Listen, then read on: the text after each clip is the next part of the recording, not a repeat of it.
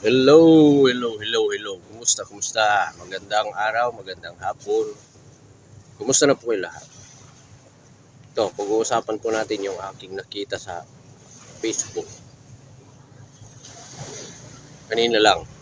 Ito palang Saldico, Congressman Saldico at si Congressman Martin Romualdez ay may tinatago eh. Opo, mayroon silang lihim. Mga luxury car, luxury jet. Grabe. Gusto nilang ilabas dito sa Pilipinas, dalhin sa ibang bansa para hindi mahukay yung kanilang mga kayamanan na kinurakot. Ay, talagang kurakot yun. Ay, saan galing yun? Sa sweldo nila? Makakabili ba sila ng ganon? Ay, isang saglit lang kung hindi nila kinurakot. Oh.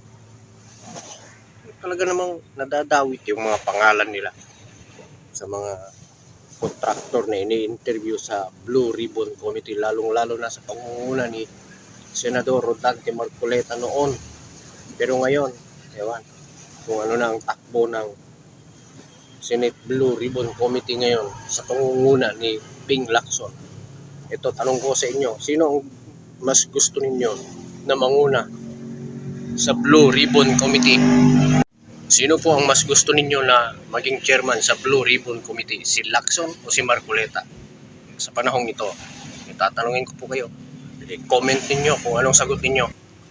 Ito po yung sinasabi ko, nakita ko sa Facebook. Babasahin ko at panunuorin ninyo at pakikinggan. Ito po.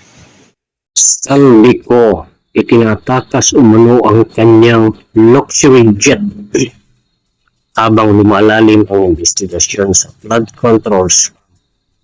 Lumutang ang ulat na pinaghahanda ng ilabas sa bansa ni Representative Saldico ang kanyang luxury jet batay sa mga dokumento na nakuha ng bilyonaryo.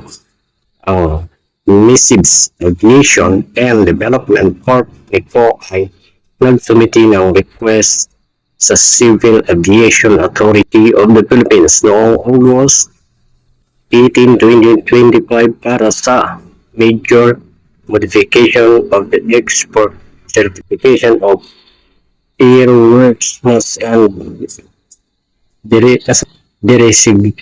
registration of the certification of registration liham ng Missives Aviation sa Kaap. Ang tinutukoy na eroplano ay isang Gulfstream G350 na nagkakahalaga ng $36 million. Grabe naman. 2.5 billion pesos na nakuha pa niya noong Hunyo 2024. Grabe naman.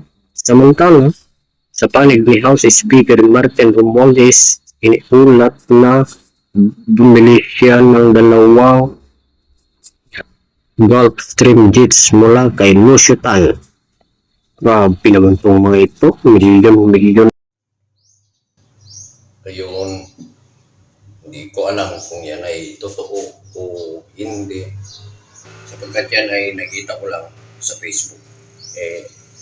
Sana masagot po ninyo yung aking katanungan kung sino ang inyong gusto maging leader sa committee, sa Blue Ribbon Committee. Kung sino po ang inyong gusto, maging chairman, si Lacson o si Marcoleta sa Blue Ribbon Committee.